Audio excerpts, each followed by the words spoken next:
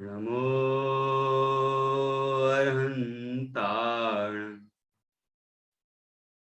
नमो सिद्धाणं, नमो आयरीयाणं, नमो अध्यायाणं, नमो लोये सव्यसाहुणं, अर्हन्त सिद्ध साहु, हृदयं जिणधम वयण पडिमाहु, जिण निलयाय नव देवा दिन तुम्हें बोही, मंगलम भगवान वीरो, मंगलम गौतमो गणी, मंगलम कुंद कुंदाद्यो, जैन धर्मोस्तु मंगलम, सर्वमंगल मांगल्यम, सर्वे कल्याणकारकं, प्रधानं सर्वधर्माणां, जैनं जयतु शासनं, जैनं जयतु शासनम्। श्रीपतिर्भगवान् पुष्यात् भक्तानां वा समीहितम्, यद्भक्ति शुल्कितामेति, मुक्ति कन्या कर कहे।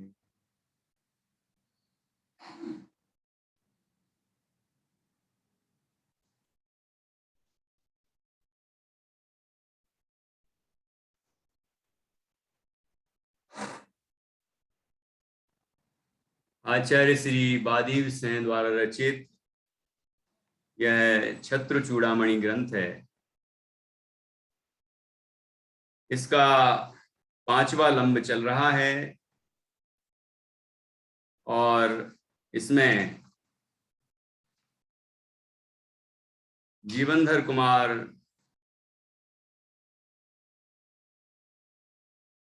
यक्षेंद्र के द्वारा सम्मानित होने के बाद और उनसे यक्षेंद्र से 3 मंत्र प्राप्त करके और देशाटन के लिए निकलते हैं। देशों के भ्रमण के लिए, बीच में तीर्थ वंदना भी करेंगे और अनेक देशों में भ्रमण करते हुए उनका पुण्य किस तरह फलित होगा ये भी स्पष्ट दिखाई देगा और फिर वो किस तरह अनेक राजाओं के राजा बनेंगे, राजाधिराज, और फिर काष्टांगार को भी जीतकर अपना राज्य भी वापस प्राप्त करेंगे और अंत में संसार सागर से विरक्त होकर जैनेश्वरी दीक्षा धारण करके मोक्ष की प्राप्ति करेंगे। ये सारा कथानक आगे आगे क्रमशः आने वाला है।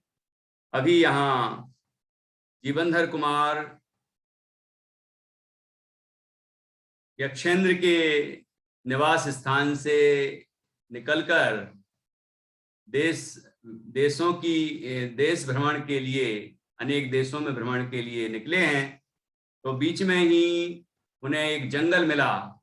उस जंगल में दावाग्नि प्रज्वलित होने से हाथी जल रहे थे और जलने से चिंघाड़ रहे थे, बहुत दुखी थे और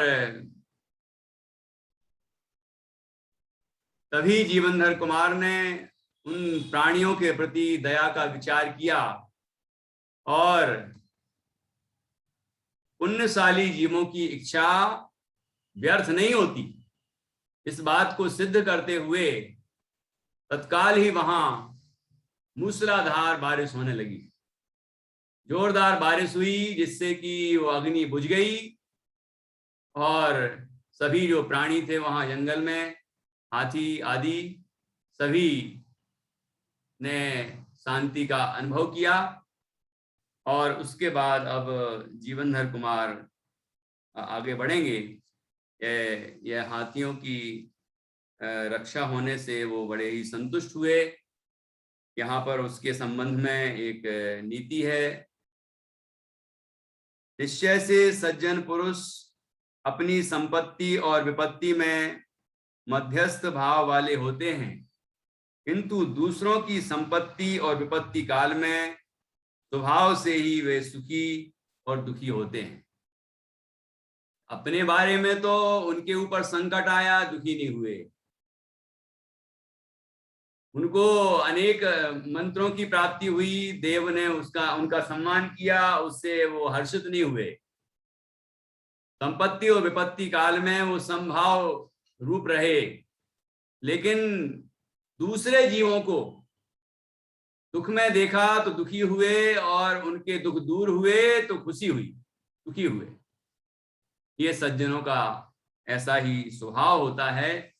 वो अपने बारे में नहीं सोचते, दूसरों के बारे में सोचते हैं, अर्थात उनके भले की सोचते हैं। ऐसा सज्जनों का स्वभाव होता है, वह यहाँ पर प्रतिपादित हुआ है। अब यहाँ ये श्लोक पढ़ते हैं और इसका उच्चारण भी सीख लें।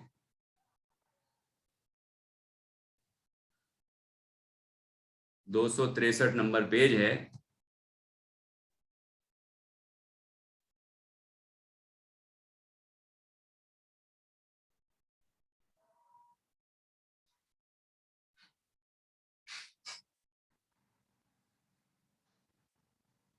निश्चय से सज्जन पुरुष अपनी संपत्ति और विपत्ति में मध्यस्थ भाव वाले होते हैं, किंतु दूसरों की संपत्ति और विपत्ति काल में स्वभाव से ही वे सुखी और दुखी होते हैं। संपत्ति काल में सुखी और विपत्ति काल में दुखी, दूसरों की।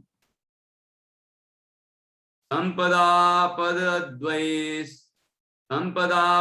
द्वये त्वेषां समभावा हि सज्जना परेषां तु प्रसन्नाश्च विपन्नाश्च निसर्गतः। ये तरह श्लोक है। आगे बढ़ते हैं। तदनंतर उस वन से निकलकर उन जीवनधर कुमार ने तीर्थ स्थानों की वंदना की। निश्चय से पदार्थों का अच्छा या बुरापन उनके साथ संबंध होने से ही देखा जाता है। क्या कहा यहाँ पर, क्यों कहा ये कि ये पदार्थ अच्छा है कि बुरा है, ये किससे पता लगता है? सदसत्वं ही वस्तूनां संसर्गादेव दृश्यते।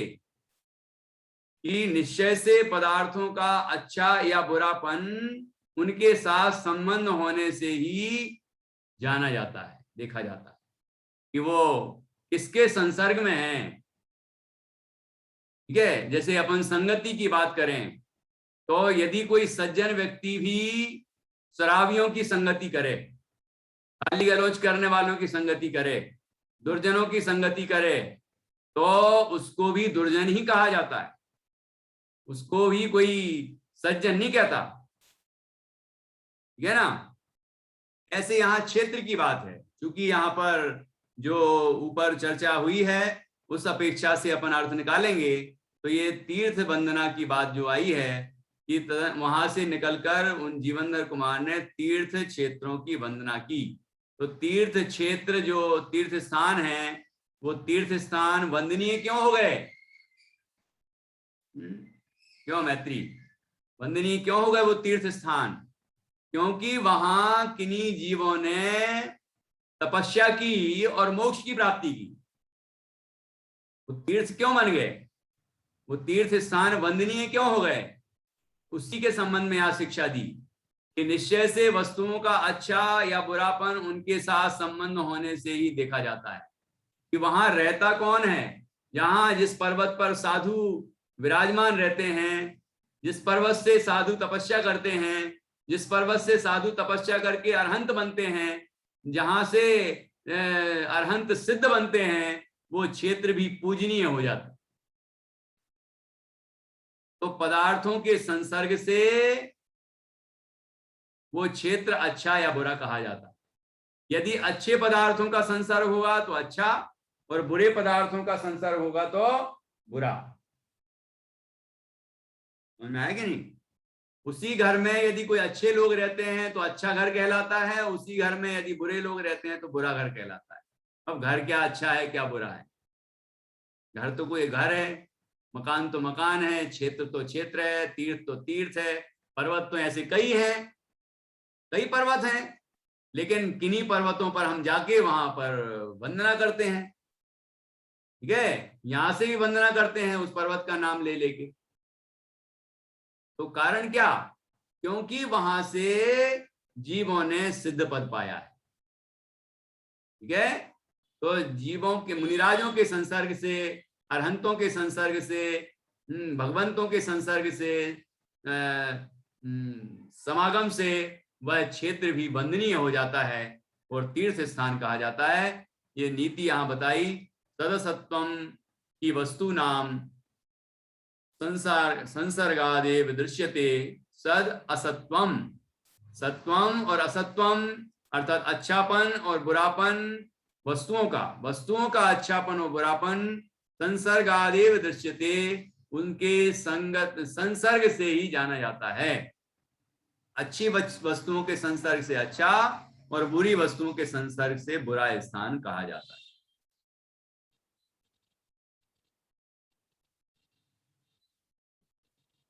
अब वहां पर क्या घटना घटी?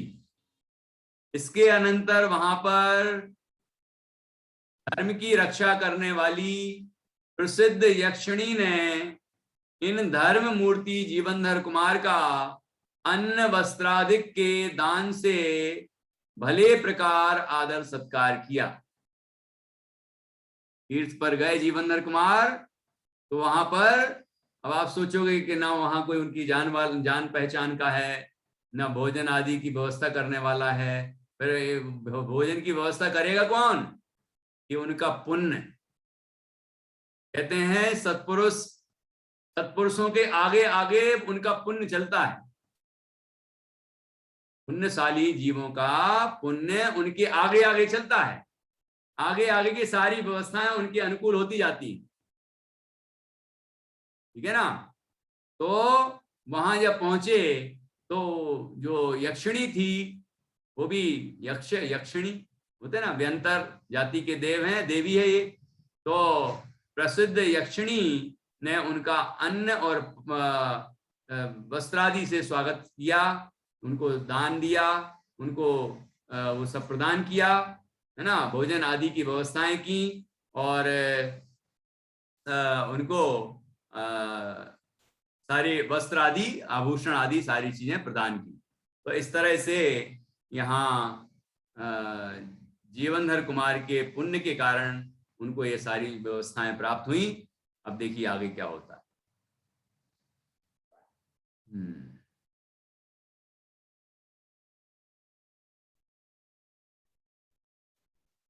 देखो, यहाँ पर वो यक्षिणी ने उनका स्वागत या उनको दान आदि या उनको अनुकूल संयोग खुद प्रदान किए कि उनने, जीवनधर कुमार ने कुछ मांगा था किसी से? जीवनधर कुमार ने कोई यक्षिणी से कुछ मांगा था क्या? कि कोई यक्षिणी उनको कुछ प्रदान कर दे, ऐसी मांग की थी क्या उनने? लोग तो यक्षिणियों की पूजन करने लग जाते हैं। जो देवगति के देव हैं उनकी पूजा करने लग जाते हैं, जबकि जिनेंद्र देव ही पूजनीय हैं, वीतरागी परमात्मा ही पूजनीय हैं। ठीक है ना? लेकिन कोई उनकी भी पूजा करने लग जाते हैं। तो उनकी पूजा करने से धन अधिक मिलता है कि जिनेंद्र भगवान की पूजा करने से भी व्यंतराधिक भी उनकी सेवा करने आ जाते हैं? जो जिनेंद्र भगवान की सेवा करता है उसकी सेवा करने के लिए व्यंतराधिक या जो देवगति के देव हैं वे भी आ जाते हैं। तो जिनेंद्र भगवान की पूजन करने के लिए गए थे जीवनधर कुमार, और क्या हुआ कि यक्ष यक्षिणी ने उनको सहज ही आके बड़े सम्मान पूर्वक अनेक वस्तुओं का दान दिया, अनेक वस्तुएं प्रदान की। ऐसा ये पुण्यशालियों का पुण्य ये काम करता है। तो इस तरह यहाँ जीवनधर कुमार का स्वागत सत्कार किया यक्षिणी ने। अब देखिए आगे क्या हुआ। यहाँ नीति है,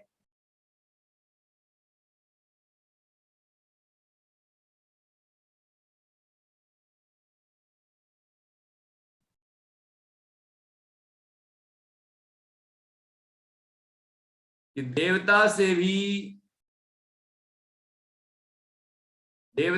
भी धार्मिक पुरुष पूजे जाते हैं, औरों का तो फिर कहना ही क्या है।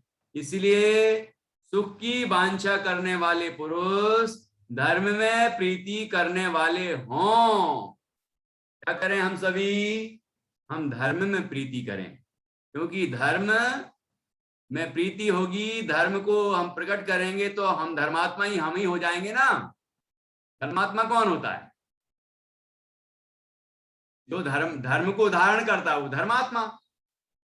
तो जिसके अंदर धर्म प्रकट होगा, जिसके अंदर सम्यक दर्शनादि प्रकट होंगे, जिसके अंदर वीतरागता आदि गुण प्रकट होंगे, वो स्वयं धर्मात्मा होगा। ठीक है ना? जो धर्म को धारण करता है वो धर्मात्मा। तो हम भी धर्म का सेवन करें, धर्म से प्रीति रखें, और हम स्वयं धर्म का सेवन करके स्वयं धर्मात्मा बने। ये धर्मात्माओं, क्योंकि धर्मात्माओं की पूजा करने के लिए, वो सम्मान करने के लिए देवता भी आते हैं। ये चतुर निकाय के जो देव हैं, स्वर्ग के जो देव हैं, देवगति के देव, ये धार्मिक पुरुषों की पूजा करने आ जाते हैं। मतलब उनका सम्मान करते हैं, सत्कार करते हैं, है ना, उनकी सेवा शुश्रूषा करते हैं। तो ये इसीलिए यहाँ पर शिक्षा दी है कि हमें, यदि हमें सुख की इच्छा है, हमें लग रहा है कि यार हमारी भी तो कोई देवता लोग आके सेवा करें, हैं, हमारे लिए भी कोई आए और हमारे भी संकट दूर करे और हमारे भी सब बढ़िया बढ़िया कर दे, ऐसा हम लोग चाहते तो हैं। लेकिन आचार्य कह रहे हैं चाहते हो तो क्या करो कि धर्म का सेवन करो, धर्म से प्रीति रखो, धर्म को धारण करो, क्योंकि धर्मात्माओं की सेवा करने देवता अधिक आते हैं, अधर्मियों की नहीं। तो धर्मात्मा हम बने, धर्म की सेवा करें, तो ये बाह्य अनुकूलताएं भी अपने आप प्राप्त होंगी, देवता भी हमारी सेवा करने आ जाएंगे। ठीक है, चलिए अब आगे यहाँ तीर्थ वंदना के बाद अब जीवनधर कुमार और आगे बढ़ते हैं और कहाँ पहुंचते हैं देखिए। अब यहाँ भ्रमण करते करते करते करते तदनंतर क्रम से पल्लव देश में स्थित चंद्राभा नाम की नगरी को इन जीवनधर कुमार ने शुभ निमित्त से प्राप्त किया। निश्चय से भविष्य में होने वाली बातें अवश्य कुछ ना कुछ निमित्त वाली होती हैं। कि जब जीवनधर कुमार ने पल्लव देश की चंद्रावाह नगरी में प्रवेश किया तो उनको शुभ चिन्ह दिखाई दिए, जैसे कि मोर नाच रहा हो, जैसे कि बढ़िया हवा चल रही है, बढ़िया सब वातावरण अनुकूल हो रहा है ना, और भी अनेक फूल फल वगैरह खिल रहे हैं। मतलब मन भी प्रसन्न हो जाए हमें देख के, उन चीजों को देख के हमारा मन भी प्रसन्न होने लग जाता है। तो ऐसे कई शुभ संकेत प्रकट होते हैं, तो और उससे पता चल जाता है कि आगे क्या घटना घटने वाली है। ठीक है, निश्चय से भविष्य में होने वाली बातें अवश्य कुछ ना कुछ निमित्त वाली होती हैं, कुछ ना कुछ संकेत उसका मिलता है। अच्छा होने वाला होता है तो अच्छे संकेत मिलते हैं, बुरा होने वाला होता है तो बुरे संकेत मिलते हैं। वो संकेत कुछ करते नहीं है ना। हमारे पुण्य और पाप के योग से अनुकूल प्रतिकूल संयोग बनते हैं, संकेत कुछ करते नहीं हैं। लोग तो ऐसी मान्यता रखते हैं कि बिल्ली रास्ता काट जाए तो बुरा ही होता है, तो बेचारी बिल्ली को ही मारने लग जाते हैं। बिल्ली सामने से निकल रही हो तो पत्थर मारते कि वापस लौट जा, मेरे रास्ता मत काटो, क्योंकि रास्ता तुम काट दोगी तो मेरा बुरा होने वाला है, ऐसा मानने लग जाते हैं। जबकि ये बात सही नहीं है, वो तो संकेत है। ये तुम्हारा बुरा होने वाला है कि अच्छा होने वाला है, ऐसे संकेत प्रकट हुए हैं। होता तो हमारे पुण्य पाप के योग से है, ठीक है ना। तो अपने कर्म सुधारने का प्रयास करे जी।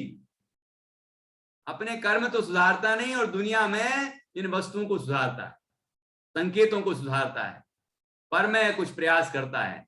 ये प्रयास ठीक नहीं है।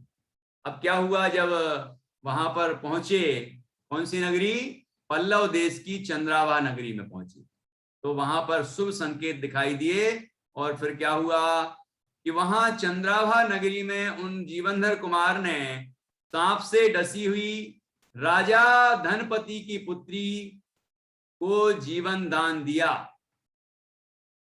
निश्चय से बिना प्रयोजन के दूसरों की रक्षा करना ही सज्जन पुरुषों का स्वाभाविक गुण है।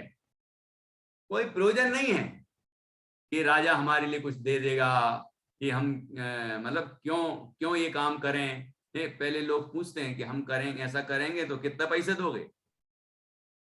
डॉक्टर लोगों के पास जाए कोई, ऐसी स्थिति में, मरणासन स्थिति में कोई जाए, तो पहले पैसे जमा करो, उसके बाद हम हाथ लगाएंगे, है ना।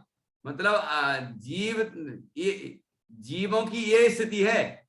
लेकिन सज्जन पुरुष ये विचार नहीं करते कि मुझे क्या मिलेगा, वो ये सोचते हैं कि इस जीव का भला हो जाए, इस जीव का भला हो जाए, ऐसी उनके अंदर पवित्र भावना होती है। देखो, निश्चय से बिना प्रयोजन के दूसरों की रक्षा करना ही सज्जन पुरुषों का स्वाभाविक गुण है। तो यही गुण जीवनधर कुमार में दिखाई दिया। निर्हेतुकान्य रक्षा ही, निर्हेतुकान्य रक्षा ही तताम नैसर्गिको गुणा, तताम नैसर्गिको गुणा।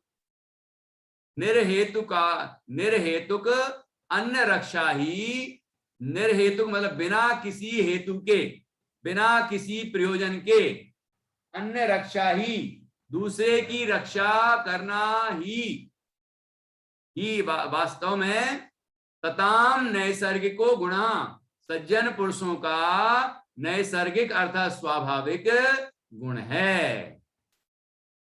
ठीक है ना। ऐसी परोपकार की भावना रखते हैं, तो वही जीवनधर कुमार के द्वारा किया गया। जीवनधर कुमार को एक मंत्र मिला था ना, याद है कि नहीं, नित्या प्रतिष्ठा। याद है कौन सा मंत्र मिला था, जिस मंत्र के प्रभाव से कोई भी तरह का विष हो, कोई भी तरह का जहर हो, वो सारा जहर उस मंत्र के बोलते ही वो उतर जाएगा, मंत्र के स्मरण मात्र से उतर जाएगा। तो जीवनधर कुमार ने उस मंत्र का उपयोग किया और धनपति राजा की पद्मा नाम की जो पुत्री थी राजकुमारी, उसके प्राण बचाए। वो मरणासन अवस्था में थी, उसे भयानक सर्प ने डस लिया था, और जीवनधर कुमार वहां पहुंचे, और उनको जब मालूम चला कि ऐसी ऐसी स्थिति हुई है, तो वो तत्काल वहां पहुंचे और जाके उस राजकन्या के विष को दूर किया और उसको जीवन दान प्रदान किया। ऐसा महान उपकार जीवनधर कुमार ने उस राजा के प्रति, उस कन्या के प्रति किया। बिना कारण ही दूसरों की रक्षा करना सज्जन पुरुषों का स्वाभाविक गुण है। अब क्या हुआ देखिए, जब ऐसा उन्होंने किया तो उनके साथ भी तो कुछ होगा। सज्जन पुरुष ये भावना नहीं रखते कि ये मेरे लिए क्या करेगा, लेकिन उनका पुण्य तो काम करता है कि नहीं। जो उनने अच्छे भाव से अच्छा कार्य किया, तो उसका फायदा भी तो अपने आप होता है कि नहीं।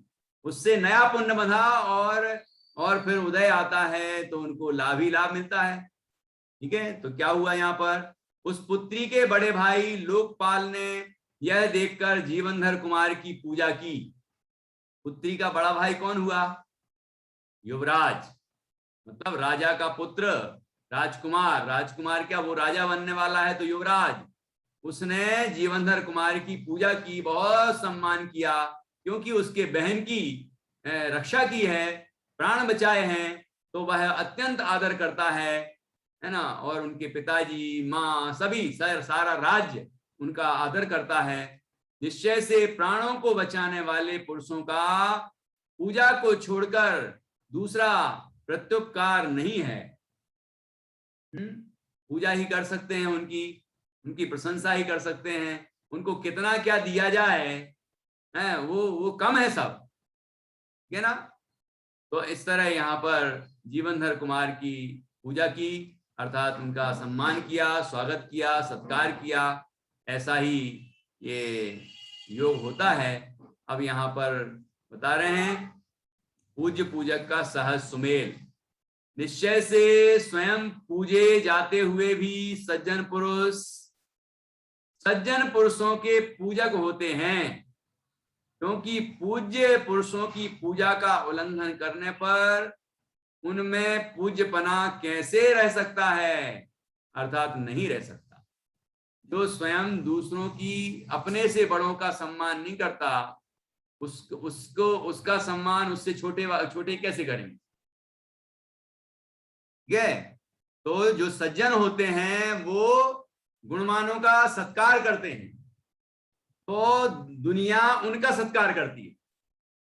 ऐसा ही ये योग है, ऐसा ही सहज सुमेल है। स्वयं दूसरे से पूजनीय होने पर भी सज्जन पुरुष अन्य सज्जन पुरुषों के पूजक होते हैं, क्योंकि पूज्य पुरुषों की पूजा का उल्लंघन होने पर पूज्यपना भी कायम नहीं रह सकता। यदि हम जो पूजनीय हैं, सम्माननीय हैं, उनका सम्मान नहीं करते तो समझ लेना चाहिए हमारा भी सम्मान नहीं होने वाला। पूज्या अपि स्वयं संतः सज्जनानां ही पूजिका पूज्यत्वं नाम किं नु स्यात् पूज्य पूजा व्यतिक्रमे।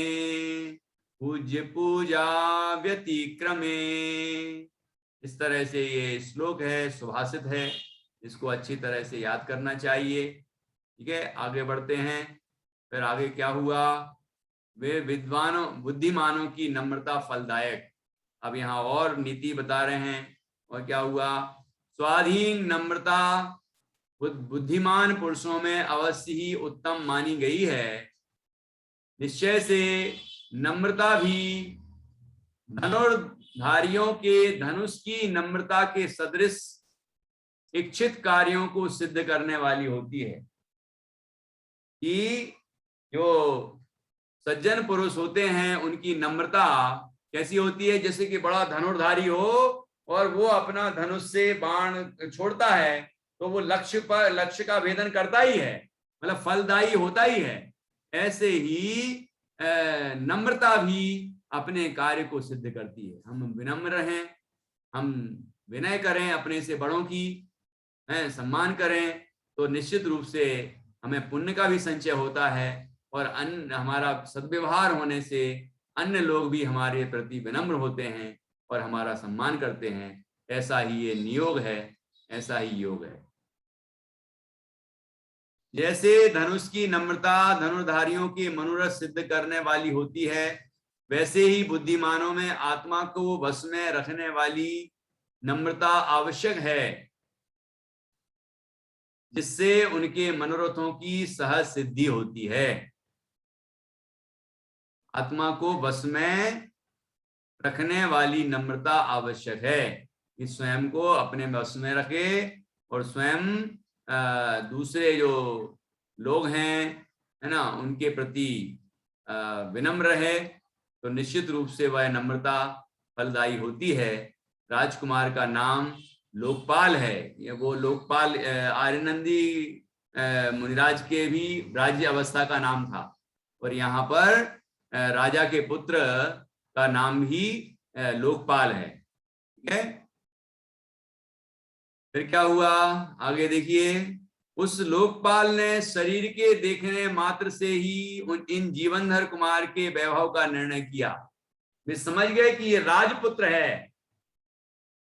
पूछना नहीं पड़ता। बुद्धिमान लोग ऐसे नहीं पूछते फिरते हैं, वो समझ लेते हैं कि ये बहुत कोई राजकुमार हैं, राजपुत्र हैं और बहुत पुण्यशाली व्यक्ति है। क्योंकि शरीर के चिन्हों से सब पता चल जाता है।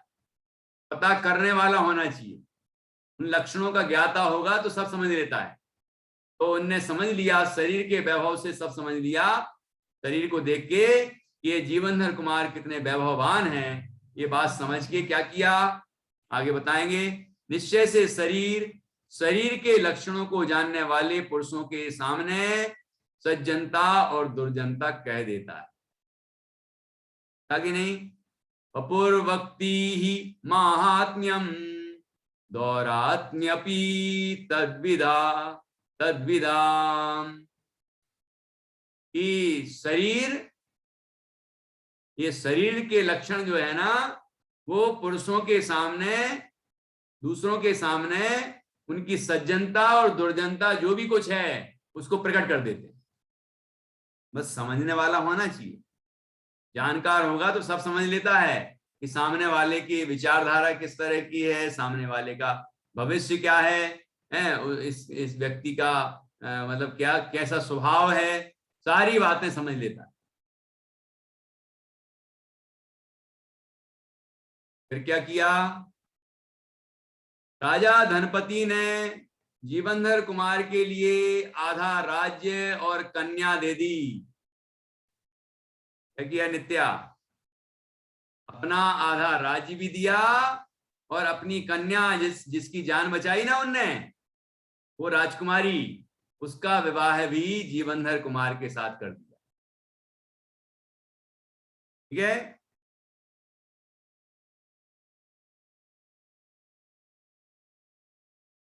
निश्चय से संपत्तियां पात्रता को प्राप्त आत्मा को स्वयं प्राप्त हो जाती। जो व्यक्ति पात्र होता है वो संपत्तियां उसको अपने आप प्राप्त कर लेती। मतलब उस व्यक्ति को संपत्तियों के पीछे नहीं भागना पड़ता, वो संपत्ति हमारे पीछे भागती है यदि हम पुण्यशाली हैं तो, है ना। इसलिए हमें तो धर्म आराधना करना चाहिए जिससे पुण्य बढ़ेगा, और पुण्य बढ़ेगा तो धन संपदा वैभव बाह्य अनुकूलताएं सब अपने आप आएंगी। हमें तो अपना कार्य करना चाहिए, अपना पुरुषार्थ करना चाहिए। ठीक है। पात्रताम नीतमात्मानं स्वयं यान्ति ही संपदा। निश्चय से संपत्तियां पात्रता को प्राप्त आत्मा को स्वयं प्राप्त हो जाती हैं। इस तरह जीवनधर कुमार को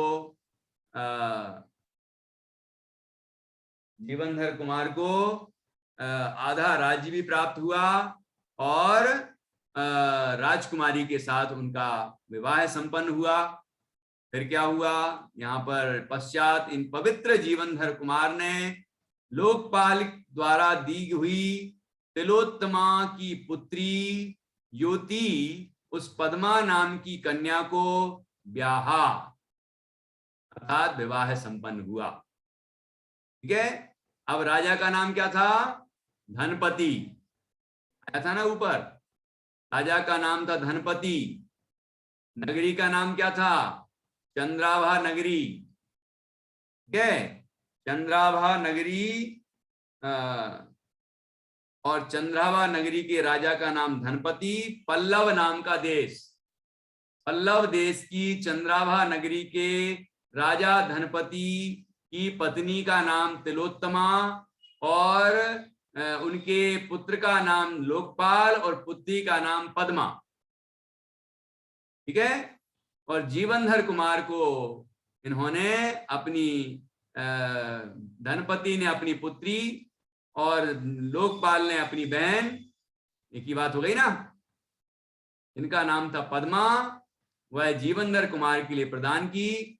और जीवनधर कुमार ने भी वो पद्मा नाम की कन्या को, राजकुमारी को स्वीकार कर लिया और उनके साथ विधि पूर्वक विवाह किया, विवाह संपन्न हुआ। इस प्रकार यहाँ पर ये 5वां लंब पूर्ण हुआ। इति श्री बादीव से सूरी विरचिते छत्र चूड़ामणौ पद्मा लंबो नाम पंचमो लंब। 5वां लंब यहाँ पर पूरा हुआ। ठीक है। तो यहाँ हमने क्या क्या सीखा आपने, क्या क्या बातें विशेष विशेष आई, क्या शिक्षा मिली? निसर्ग बताओ, तुमने क्या सीखा इतने इतने इतना पढ़ के, है ना, पांचवा लम्ब पढ़ के क्या सीखा? बताओ, सभी लोग सोच के रखो कि इसमें क्या क्या सीखा। ठीक है, ये जीवनधर कुमार के का बंधन भी इसी अध्याय में हुआ, है ना। बंधन भी बांधे भी गए, और उनके पिताजी ने ही उनको बांध दिया राजा की आज्ञा के कारण, और राजा के सामने प्रस्तुत कर दिया, और राजा काष्टांगार ने इनको मारने का आदेश दिया। फिर यक्षेंद्र ने इनकी तत्काल रक्षा की, फिर यक्षेंद्र ने इनका सत्कार किया, उनको 3 मंत्र भी दिए, भविष्य कथन भी किया, और उसके बाद जीवनधर कुमार देशाटन के लिए निकले। तो बीच में मिला जंगल, और जंगल में हाथी जल रहे थे, चित्कार मचा रहे थे, चिंगाड़ रहे थे। तो जीवनधर कुमार के मन में इच्छा हुई इन हाथियों को कैसे बचाया जाए, और जैसे ही सोचा कि बचाया जाए वैसे ही बारिश शुरू, वो पानी बरसने से आग बुझ गई और हाथियों की रक्षा हो गई, क्योंकि पुण्यशाली जीवों की इच्छा निरर्थक नहीं होती। उसके बाद जीवनधर कुमार आगे बढ़े और फिर तीर्थों की वंदना करने निकल गए। तीर्थ वंदना कर रहे थे तो वहां यक्षिणी, जो वहां की यक्षिणी थी, है ना, उसने वहां प्रकट होके और इन्हें अनेक प्रकार से अन्न पान आदि, भोजन आदि और वस्त्र आदि के आभूषण, वो सारी चीजें प्रदान की, सत्कार किया उनका। उसके बाद वहां से भी आगे बढ़े तो पल्लव देश की चंद्राभा नगरी में पहुंचे।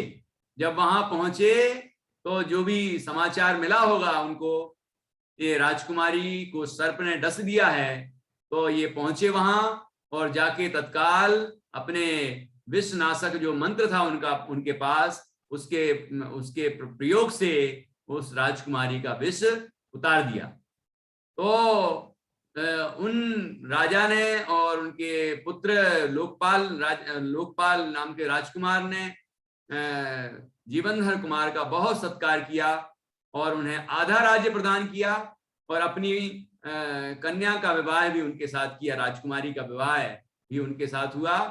और इस तरह पद्मा नाम की एक, ये कौन से नंबर का विवाह हुआ होगा? तीसरा विवाह हुआ, मतलब 3 पत्नियां हो गई उनकी। पहली गंधर्व दत्ता, दूसरी गुणमाला, तीसरी पद्मा। ये 3 देखो, पहली राजकुमारी है, पहली राजकुमारी थी ना, दूसरी सेठ की पुत्री थी, और तीसरी ये भी राजकुमारी। 3 विवाह संपन्न हो गए। और ये जो यहाँ पर प्रसंग बने हैं, तो उससे आपने क्या क्या सीखा, मैंने फिर भी संक्षेप में दोहरा दिया है। अब आप बताइए कि बीच बीच में जो नीतियां आई, जो शिक्षाप्रद बातें आई, वो कौन कौन सी बातें आपने ग्रहण की हैं, वो आप बताएं। चलो, कौन बता रहे हैं, जल्दी बताओ। पहले नंबर निसर्ग।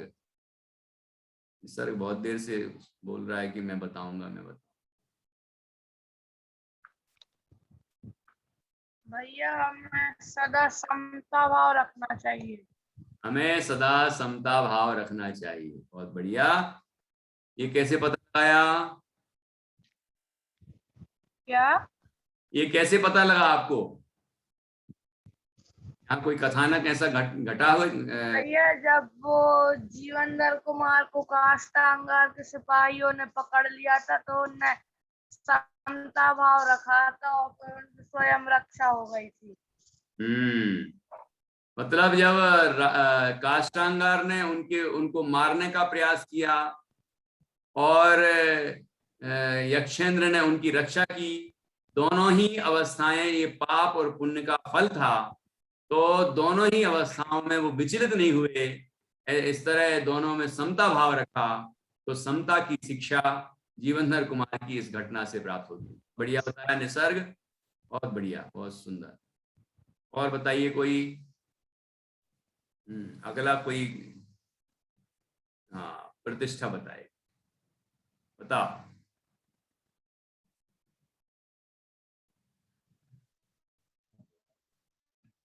हमें दया का भाव रखना चाहिए। कौन सा भाव?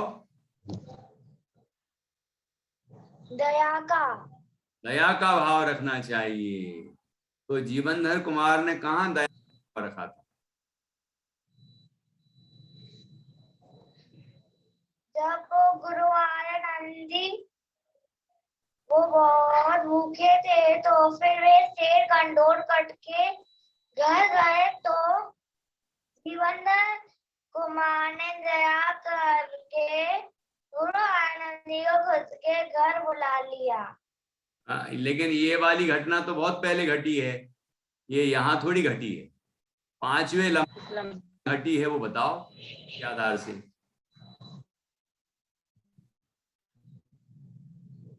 वो हाथियों वाली, वो हाथी क्या कहलाते हैं, जब वो जंगल में आग लग गई थी ना, हाँ तो उसमें दया का भाव आया उनको। बिल्कुल बिल्कुल, वहाँ मन में भी इच्छा है, हुई दया कि धर्म का कैसे मूल है। बचाए। दया धर्म का मूल है। बिल्कुल वहाँ आया था, बहुत भैया जी हम बताएं क्या आज से? हाँ हाँ बिल्कुल बताइए। हाँ, जो जो भी जीव सुख चाहते हैं या सुख की इच्छा रखते हैं तो उन्हें धर्म से प्रीति करना चाहिए, यानी कि उन्हें धर्म के कार्य करना चाहिए। बहुत बढ़िया, बहुत अच्छा। ये हम धर्म का फल तो चाहते हैं लेकिन धर्म नहीं करना चाहते। धर्म नहीं करेंगे तो धर्म का फल कैसे मिलेगा? धर्म करेंगे तो पुण्य बढ़ेगा, और पुण्य बढ़ेगा तो उसका उदय आएगा, उदय आएगा तो सर्व अनुकूलताएं मिलेंगी, सुख समृद्धि होगी। लेकिन जीव धर्म नहीं करना चाहता, उपाय नहीं करना चाहता। अमूलस्य कुतः सुखम, ठीक है नहीं? चलो अगली शिक्षा कोई बताओ। नित्या अलग अलग बताना दोनों को। सज्जन पुरुष का गुण होता है कि वो बिना किसी प्रयोजन के दूसरों की मदद करते हैं। क्या बहुत बढ़िया। तो जीवनधर कुमार ने किसकी मदद की बिना प्रयोजन की? भैया जी पद्मा राजकुमारी की, उसको सर्प ने वो कर लिया था, टच लिया था। हाँ क्या बात, बहुत बढ़िया, शाबाश। और अब मैत्री बताओ एक। भैया जी जैसे जीवनधर कुमार के साथ वो यक्ष और यक्षिणी है,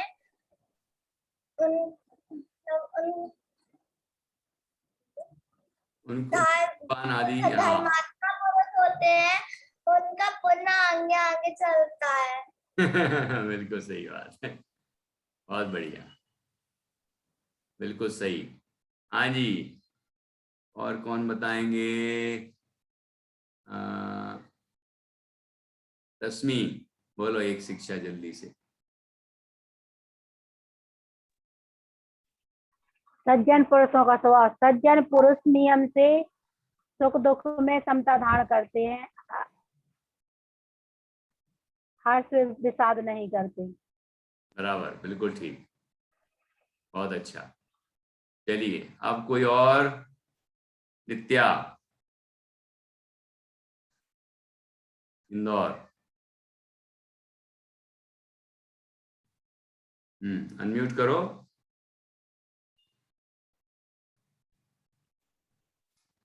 नहीं हो रहा?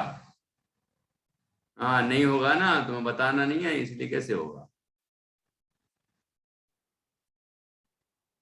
तुम बताना नहीं चाह रही ना?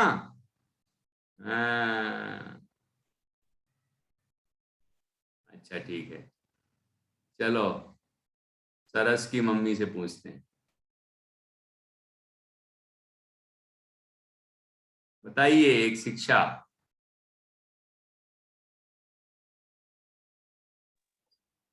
भैया जी जब विपत्ति आती है तो विपत्ति ही संपत्ति बन जाती है। किसके? जीवनधर कुमार को जब उस काष्टांगार ने पकड़वाया था तो उनकी जो यक्ष ने उनकी सेवा की थी तो उससे उनकी विपत्ति ही उनके लिए सबसे बड़ा वो बन गई थी, संपत्ति, यानी उनके लिए वो सबसे बड़ा उनको गायब कर दिया, उसने उठा लिया तो उनके लिए सबसे बड़ा, उनका जीवन बच गया था, तो वही सबसे बड़ी उनके लिए संपत्ति हो गई थी। तो किनके लिए विपत्ति भी संपत्ति बन जाती है? जीवनधर कुमार नहीं, जीवनधर कुमार तो उदाहरण हो गया, लेकिन किन पुण्यवान पुरुषों के लिए, पुण्यवान पुरुषों के लिए विपत्ति भी संपत्ति बन जाती है। ये बहुत बढ़िया, बहुत बढ़िया, बहुत अच्छा बताया। देखो सभी कितना अच्छा बता रहे हैं, बहुत खुशी हुई। चलिए इस तरह आप सबने बहुत अच्छा सुना, बढ़िया सीखा।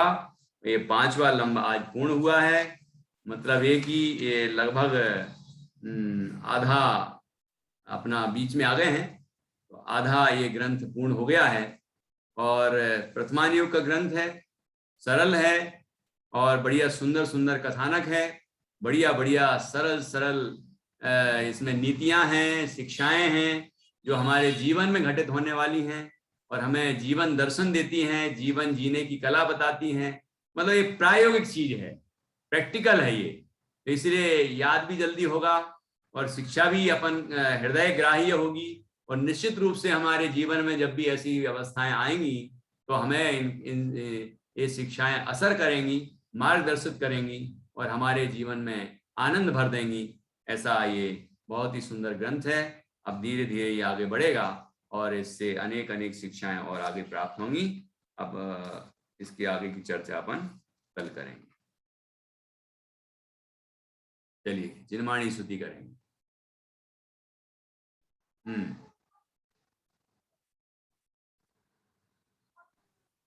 हमें निज धर्म पर चलना सिखाती रोज जिनवाणी, सदा शुभ आचरण करना सिखाती रोज जिनवाणी। 84 लाख योनि में भटक नर जन्म पाया है, निधि निज मूल नहीं पावे, सिखाती रोज जिनवाणी। ग्रहण करना नहीं करना कि क्या है जे क्या पराया है, भेद विज्ञान इसका भी सिखाती रोज जिनवाणी। धनिक निर्धन स्वजन परिजन कि ज्ञानी या अज्ञानी है, भेद तज मार्ग सुखकारी, सिखाती रोज जिनवाणी। जिन्हें संसार सागर से उतर भव पार जाना है, उन्हें सुख के किनारे पर लगाती रोज जिनवाणी। सत्य सुख सारे ये सत्य सुख सारे पायस में पवित्र कर पार जाते हैं, शरण दोषी यही तेरी है तारुण्यहार जिनवाणी।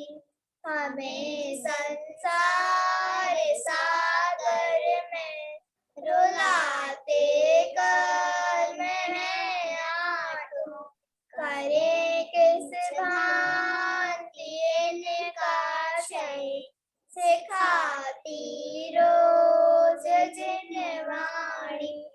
करे जो भाव मन निर्मल, पठन कर शीघ्र तिर जावे, मार्ग सिद्धपुर में जाने का सिखाती रोज